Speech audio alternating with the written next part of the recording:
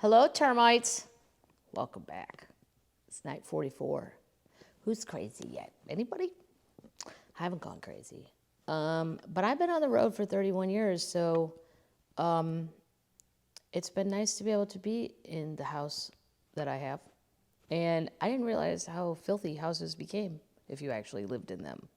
Turns out I am a pig. So tonight, what are we drinking? A little Benham's gin. Where? Sonoma County, California. I hope you don't really think of them as gin. You don't really think of Sonoma County. You don't think of gin. You think of wine and stuff. But believe it or not, and I'm not the biggest gin fan. I'm just running out of things to show you guys from my liquor closet. So something else I picked up on the road. Yes, I will bring liquor home if I check luggage. Otherwise, obviously, you cannot do that. Okay, we're back to Tanya. She was talking about being out with Johnny Rodriguez, who I'm going to have to look up now and find out why he was so popular, but apparently he was very sexy. And then he married Willie Nelson's daughter. I wonder if that lasted. Okay, so we're going to keep going. We're on page 121 for the people who like to know what page we're on. That really made me laugh. What page it says? Okay. In a strange turn of fate, during the fair season of 1974, I'm really glad I can never say that about my career. I've never had a fair season. But comedy's not really an outside event. Comedy's more of an indoor event. I've done it outside. But it's maybe fine for the audience, but it's not fine for the comedian. You can't hear anybody. It's just strange. But I'd be willing to do it now. Maybe outside. Can we social distance outside? Maybe I'll have a show in my yard. Or a pretty big yard. I could fit 6 feet apart, at least 50 of you guys out there. I don't really have parking, but I think my neighbor Tim would be down with that. Jeff, he'd be all right with that. All right, here we go. And I met a man who would years later become very important in my life. I was scheduled to play a Labor Day show at the Mahoning Valley Fair in Canfield, Ohio, with a regional act called the Sound Generation opening. They were opening. I didn't read that properly, but you know what I meant. It had been raining for days in Canfield, so by the time Don pulled the bus into the fairgrounds, the infield was soaked and the bus sank clear to the axles. Well, you know what? That's when you go up and punch your brother in the face. Her brother's the bus driver. If it was my brother, I'd go up and go, I can't believe you could be this dumb. And then you just punch him in the face and go, if you ever sink my bus again, you ain't gonna be the driver. That's it. You got one rule, don't sink the bus. And what did you do? You sank the bus. I looked out the window toward the stage and I could see the sound generation on stage. It was a group of what appeared to be 20 or so musicians. Don tried to drive us off the infield, but the wheels just whined and spun. We were creating a huge distraction, and little by little, most of the crowd of 7,000 or 8,000 people turned and were watching our lack of progress. Well, that's not very nice to the act on stage. Now you've got a quicksand thing going on. I'd be more interested in that too. I don't blame the crowd. I was already dressed up in one of my favorite stage costumes, an Elvis-type gold jumpsuit, and I was ready to perform should I ever make it to the stage. Don opened the door to the bus and got down to see if there was any hope at all, and I could hear the lead singer and keyboard player of the act on stage making an announcement over the PA. Ladies and gentlemen, with all due respect, the show is here on the stage, not out in the infield. I promise you will get Miss Tucker up here in time to perform.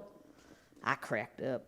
The lead singer was Paul Moore, who became my Nashville-based agent in 1979, a job that has often involved hauling me out of the mud. Oh, I got it. Okay. I'm a little sleepy. A job that has also involved hauling me out of the mud. At the same time, in 1974, CBS introduced us to a man from Little Rock, Arkansas, who would profoundly affect our financial status. She refers to it all the time as our financial status, which is usually no money. So it's not really a financial status. It's a situation. I would call it a situation. But there's some money rolling around now, so they're good. On the surface, Bill Carter was an unlikely person for the music business. He'd spent years in the U.S. Secret Service working in both the Kennedy and Johnson administrations, and for a time he was assigned to the Warren Commission. During his tenure with the government, Bill worked both in Arkansas and in Washington, D.C., and he made some powerful contacts, as well as learning the ins and outs of the political workings in the nation's capital. After he left the Secret Service, he went back to school and got a law degree. Well, isn't he a go-getter? Isn't he something? When the State Department banned the Rolling Stones from returning to America after their 1972 tour had caused riots in several cities, Bill was hired to help get the ban lifted. With the help of his friend, Arkansas Congressman Wilbur Mills, who was chairman of the House and Ways and Means Committee, Bill ultimately did get the Rolling Stones reinstated, and in the process, he became close friends with the Stone manager, Peters Rudge. This is a long way to go to get wherever we're going. Patsy Bale Cox. That's the author. Co-author. Through Peter, Bill met several CBS record executives, including Don DeVito and Jonathan Caffino. Those two were worried about my career since, near as they could tell, my father didn't have a clue about developing me as an artist for the big time. Bill says a nice way to put it is that Jonathan Caffino told him the Tuckers were naive and that maybe he could give them advice from time to time. Bill Carter hit it off right away with Daddy. Bill didn't have a flashy show business personality. He was a low-key but direct Arkansas lawyer who was genuinely interested in seeing us succeed. He not only liked my dad, he treated him with respect. And I think we've all learned that's all you have to do with Daddy, is give him a little respect. And if you don't, well, Katie, bar the door. He's going to either kick your door down, he has guns, he's not afraid to shoot people. Just show him a little respect. I think the message has been sent. When Dad first met Bill, we were trying to sever ties with John Kelly. I'd been ready since the opening night of Pikes Peak or Bust Rodeo in Colorado Springs that year.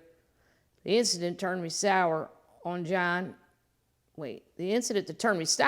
started as I stood by the bullpens and watched Judy Lynn ride out into the arena. She was astride her big white horse, waving her white cowgirl hat while the fringe on her jacket was flying in the wind. I was wearing my little handmade mini-skirted dress and go-go boots waiting for my part of the show. She looked like the queen, and I felt like I looked like Cinderella. My face might have even been dirty because I'd been hanging out with the cow pen listening to rodeo hands talk bull all day. I saw John Kelly standing over by the backstage, and I walked over to him. "John, I want to ride in the arena too," I said, "like Judy." "Go on, Tanya," he said. "I don't have time to talk right now." "I want to ride," I repeated. "You don't have a horse," he said absent-mindedly, as if I were an afterthought in his daily world. "Well, I could get one." He mopped his forehead and pointed to an old horse grazing beside a trailer. "I'll see if you can ride that one," he said. I didn't think so. I already seen that horse. I already seen the horse I wanted. It was big. It was a big, beautiful black flag horse that was used to the spotlight and would have been a dream to ride. So I brought it up. "Listen, John, that black horse over there is one of them of Mike Serby's, and I know he'll let me ride it." "We know Mike," I explained. John barely paid attention to what I was saying. He just blew it off and pointed to the old nag he'd picked out. "If you want to ride, that's the only horse I can get for you, Tanya," he said. "Beggars can't be choosers." Beggars can't be choosers? I don't know of an artist in the business who wouldn't be furious if their manager referred to them as a beggar. I was just dumbstruck. My dad had been pissed as hell at John, that John kept booking me as an opening act when I was the one with the #1 recording contract and hit records. But up until that moment, I couldn't have cared less. I didn't feel like a headliner, to tell you the truth. I still don't. In my mind, headliners are people like Garth and Reba with fireworks and 16-wheelers following the buses to all them mammoth venues. I was just a singer out on the road. Was that? Am now. It was Daddy who was grinding his teeth over the Tanya Tucker, Judy Lynn, opening act or headliner question. My teeth were just grinding over a horse.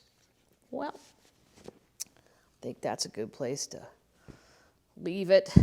Arguing about what horse you're going to ride into your own show. What else do I have for you, termites?